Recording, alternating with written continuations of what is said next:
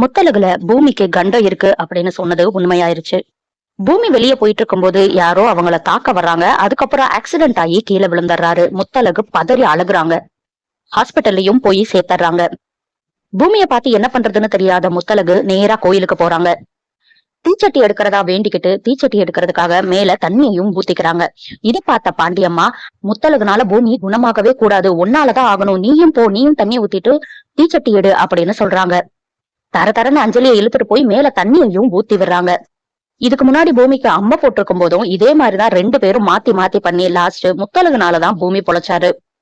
தீச்சட்டிய பார்த்தோன்னா அஞ்சலி ஷாக் ஆகுறாங்க. அதை தூக்கி பாண்டியம்மா அஞ்சலி கையில வைக்கிறாங்க. அம்மான்னு கத்துறாங்க அஞ்சலி. அதேதான் அப்படியே கத்திக்கிட்டு கோயில சுத்தி வா போ அப்படின்னு சொல்லி பாண்டியம்மா அனுப்பி வைக்கிறாங்க. முத்தலகு இங்க எந்த பதட்டமும் இல்லாம பூமி குணமாகணும் அப்படிங்கிற ஒரே நினைப்புல தீச்சட்டிய கையில வாங்குறாங்க. ரெண்டு பேரும் கோயில சுத்தி வர ஆரம்பிக்கிறாங்க. எப்படியும் நம்ம முத்தலகாலதான் பூமி சரியாவாரு. இதை வச்சு என்னெல்லாம் நடக்க போகுதுங்கிறத நம்ம பொறுத்திருந்து பார்க்கலாம். அடுத்தடுத்து முத்தலகுல என்ன நடக்குதுன்னு தெரிஞ்சுக்க சப்ஸ்கிரைப் பண்ண மறந்துடாதீங்க.